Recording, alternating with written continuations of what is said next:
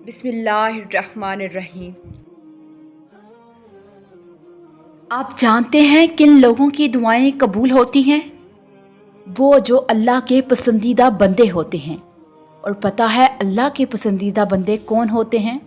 جو اس کو اہمیت دیتے ہیں، جو اس سے بات کرنے کو اہم جانتے ہیں، جو اس کو اگنور نہیں کرتے، اور جو اپنے ہر کام کے شروع ہونے سے پہلے یا ختم ہونے کے بعد یا کوئی بھی معاملہ ہو ساری باتیں اللہ کو بتاتے ہیں، اور جو اس سے بات کرنا پسند کرتے ہیں، اور تب وہ اللہ کے پسندیدہ بندے بن جاتے ہیں، اور تب اللہ بھی ان سے بات کرنا، ان کی سننا پسند کرتا ہے۔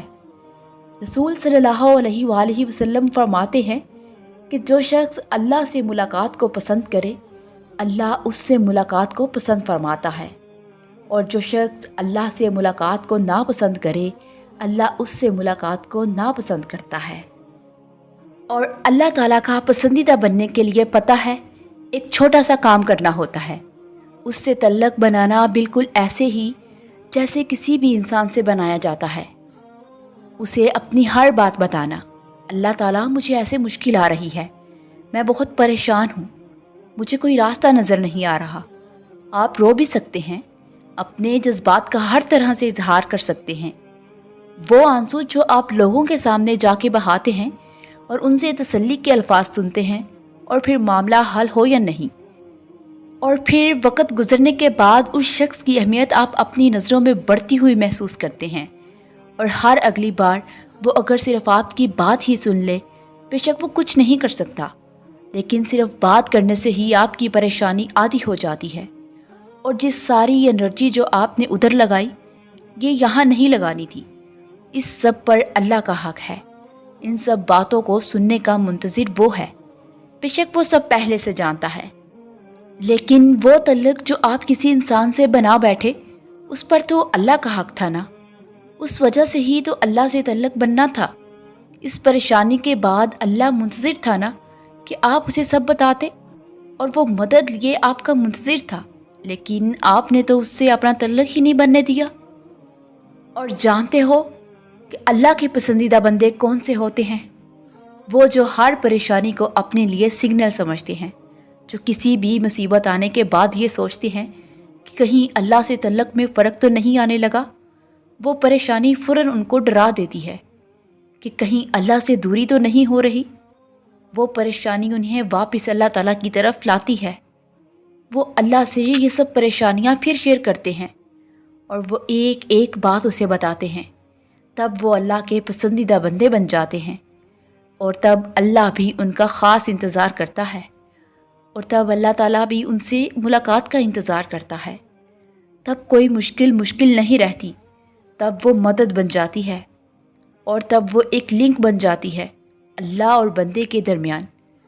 تب پریشانی نعمت کا روپ دھار لیتی ہے، اور پتہ ہے اس پیارے سے تعلق کا نقشہ حضور صلی اللہ علیہ وآلہ وسلم کیسے بیان کرتے ہیں؟ رسول صلی اللہ علیہ وآلہ وسلم نے فرمایا، اللہ ذوالجلال فرماتا ہے، میرے بارے میں میرا بندہ جو گمان کرتا ہے میں اس کو پورا کرنے کے لیے اس کے پاس ہوتا ہوں، اور جب وہ مجھے یاد کرتا ہے تو میں اس کے ساتھ ہوتا ہوں۔ اگر وہ مجھے اپنے دل میں یاد کرتا ہے تو میں اسے دل میں یاد کرتا ہوں، اور اگر وہ مجھے بڑی مجلس میں یاد کرتا ہے تو میں ان کی مجلس سے اچھی مجلس میں اسے یاد کرتا ہوں، اور اگر وہ ایک بالشت میرے قریب آتا ہے تو میں ایک ہاتھ اس کے قریب جاتا ہوں، اور اگر وہ ایک ہاتھ میرے قریب آتا ہے تو میں دونوں ہاتھوں کی پوری لمبائی کے برابر اس کے قریب آتا ہوں، اور اگر وہ میرے پاس چلتا ہوا آتا ہے تو میں دوڑتا ہوا اس کے پاس جاتا ہوں۔ اور پتہ ہے اس تعلق بن جانے کے بعد کیا ہوتا ہے؟ اب آتا ہے دعاؤں میں تاثیر والا معاملہ۔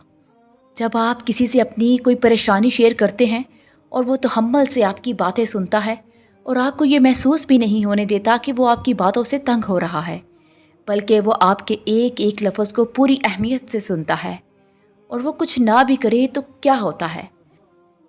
آپ کی نظروں میں اس کی اہمیت کتنی ہو جاتی ہے، آپ نہ چاہتے ہوئے بھی اس کے گرویدہ ہو جاتے ہیں، اور آپ خود بخود اس کی تعریف کرنے لگتے ہیں، اس کا شکریہ ادا کرتے ہیں۔ آپ چاہتے ہیں کہ جس طرح اس نے آپ کو اہمیت دی، آپ بھی اسے اہمیت دیں، اس کی تعریف کریں، تاکہ وہ آپ سے خوش ہو اور بور نہ ہو۔ اور پتہ ہے اللہ تعالیٰ سے تعلق بھی ایسے ہی بناتے ہیں۔ اور دعا مانگنے یعنی اللہ سے تعلق بنانے کا سب سے پہلا اصول بھی حضور پاک صلی اللہ علیہ وآلہ وسلم نے یہی بتایا تھا۔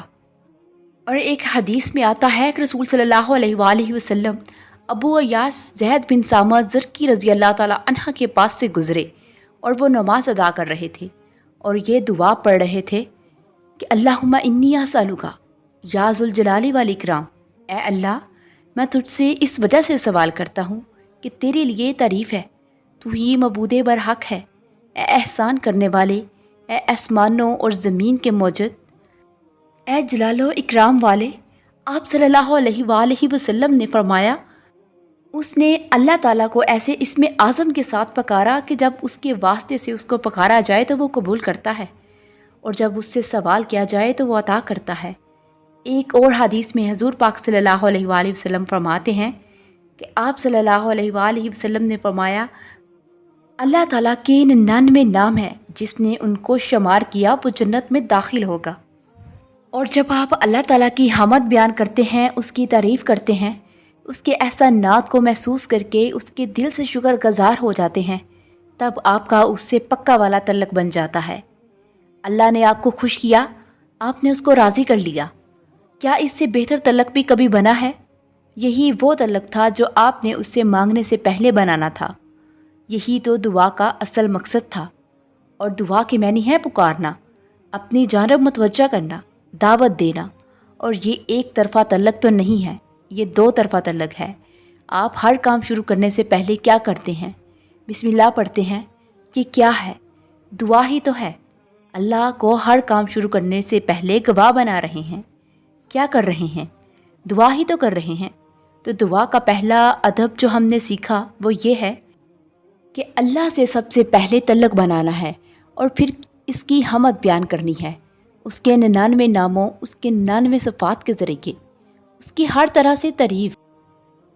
وہ الوکیل ہے تو صرف وہی سازگار ہے، جو القوی ہے تو صرف وہی قوت دینے والا ہے، جو القادر ہے تو صرف وہی قدرت والا ہے، جو تواب ہے تو واقعہ وہ توبہ قبول کرنے والا ہے، جو المجیب ہے تو صرف وہی جواب دینے والا ہے اور قبول کرنے والا ہے۔ جب آپ اس کی تعریف کر کے بڑے ادب سے، تحمل سے اپنی التجا اس کے سامنے پیش کرتے ہیں تو سوچے ذرا آگے کیا ہوگا۔ کیا آپ اللہ کا آپ کے اس عمل پر رد عمل محسوس کر سکتے ہیں؟ اتنے پیار کا جواب وہ اللہ کیسے دے گا؟ سوچے دوبارہ، کیا وہ رد کرنے کا سوچے گا بھی آپ کی التجا؟ اور وہ آپ کو شرمانے کی بالکل بھی ضرورت نہیں ہے۔ آپ اللہ سے کچھ بھی مانگ سکتے ہیں، کچھ بھی۔ آپ اللہ سے سب کچھ مانگ سکتے ہیں۔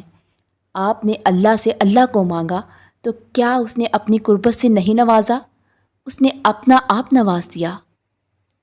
تو کیا وہ چھوٹی سی حقیر سی آپ کی التجا اور دعا آپ کو نہیں دے گا؟ رسول صلی اللہ علیہ وآلہ وسلم نے اس بارے میں فرمایا ہے، جب تم میں سے کوئی دعا کرے تو اللہ سے قطعی طور پر مانگے، اور یہ نہ کہے کہ اے اللہ اگر تو چاہے تو مجھے عطا فرما، کیونکہ اللہ پر کوئی زبردستی کرنے والا نہیں ہے۔ نبی کریم صلی اللہ علیہ وآلہ وسلم نے فرمایا، اللہ تعالیٰ فرماتے ہیں جیسے میرے بندے کا میرے بارے میں گمان ہوتا ہے میں ویسے ہی اس کے ساتھ پیش آتا ہوں، اور جب وہ میرا ذکر کرتا ہے تو میں اس کے ساتھ ہوتا ہوں۔ اور دعا کی قبولیت کا آخری اصول پتہ ہے کیا ہے؟ اپنی کی گئی دعا پر مکمل یقین۔ ظاہر ہے یہ یقین بھی کب آئے گا؟